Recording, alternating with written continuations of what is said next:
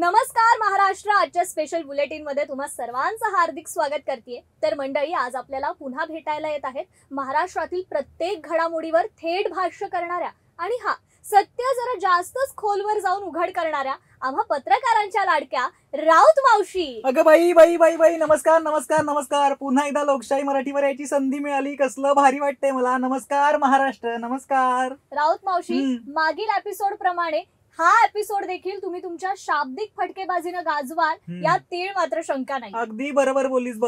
Parliament असो, press conference असो किंवा एपिसोड असो, सगळंच गाजवतात या राऊत मावशी. माहिती अख्ख्या महाराष्ट्राला माहित झालंय आता. अर्थात अर्थात. मग मावशी, आज साठी काय नवी हेडलाईन आणली आहेत तुम्ही? आज काय असणार आहे नवा गौप्यस्फोट?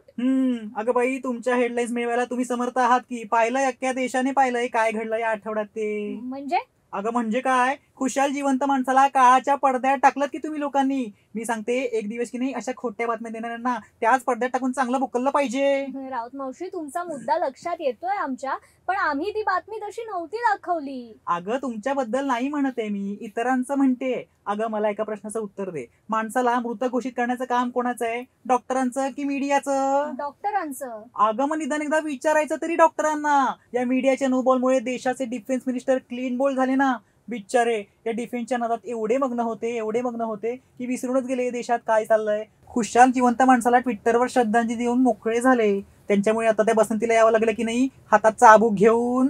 राऊत मावशी, तुम्ही बोलताय ते योग्यच आहे, पण जाऊ द्या ना आता. अगं काय जाऊ दे ना, एकदा का माझे धरमजी, अगं आय मीन आपले धरमजी ठणठणीत बरे झाले ना की ते सोडणार नाही कोणाला. त्यांचा नाही का तो फेमस डायलॉग आहे, एक एक चन चन के मारूंगा, चन चन के. मावशी शांत व्हा, नाही ते बरे होतीलच. पण मग आज तुम्ही आल्या आल्या अशा मनोरंजन विश्वातल्या बातम्यांनी सुरुवात केली आहे. आज काही राजकीय खबरबात आहे की नाही? आहे ना, ईव्हीएम झोल. ईव्हीएम झोल? अच्छा, बिहार निवडणुकीबद्दल बोलताय का तुम्ही? कसं ग माझ्या मनातलं ओळखू लागली लब्बाड कुठली. राऊत मावशी, तुमच्या त वरून ताकभात ओळखायची सवय झाली आम्हा पत्रकारांना. काय काय ते ईव्हीएम झोलचं बोलत होतात?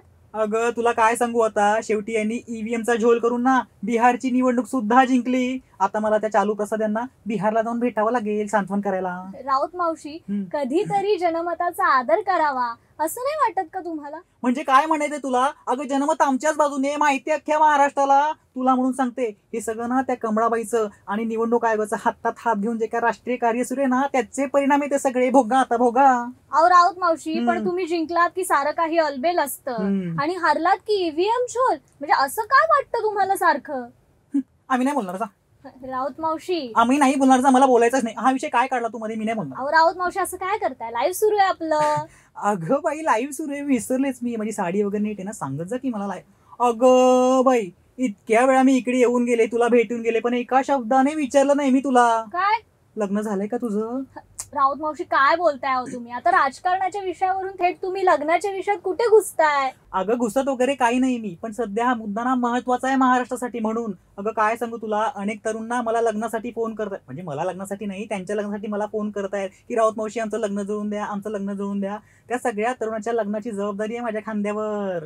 राऊत मावशी, तुम्ही प्रेस कॉन्फरन्सची आवड आहे हे माहिती आहे आम्हाला, पण मग आता लग्न जुळवण्याची आवड? आश्चर्य आहे. अगं काही आश्चर्य वगैरे काही नाही, त्यात सगळं सरळ आणि सिंपल आहे. हे बघ, एका प्रश्नाचं उत्तर दे, तुला प्राणी आवडतात का? हो, आवडतात. अगं झालं की मग तुझ्यासाठी सुंदर असं स्थळ घेऊन आले मी इकडे. हे बघ, गडगंज पैसा आहे मुलाकडे, जमीन आहे, जुमला आहे, आणि सगळ्यात महत्वाची गोष्ट म्हणजे तुला हुंडा द्यायची पण गरज नाही. समोरची पार्टी तुला हुंडा देऊन टाकेल स्वतःहून. सगळं सॉलिड आहे. राऊत मावशी, काय बोलताय अहो तुम्ही? आता राजकारणाचा विषय सोडून ते संसारिक गोष्टींमध्ये का बोलताय? काय प्रकरण काय आहे नेमकं? अगं बाई, काय प्रकरण आहे माहितीये का? हे बघ, जसं एखाद्या शुभ कार्यात मांजर आडवी येते ना, त्याचप्रमाणे त्या पोरांच्या लग्नात बिबट्या आडवा आलाय. बस बिबट्या? हा, बिबट्या. अगं काय सांगू तुला, त्यांच्या गावात की नाही बिबट्याने एवढी दहशत निर्माण केली की त्या पोरांची लग्नच होईनात, त्यांना कोणी पोरगीच देईनात. म्हणून त्या पोरांसाठी ना मी एक अॅनिमल लव्हर मुलगी शोधायला आली आहे. Animal lover.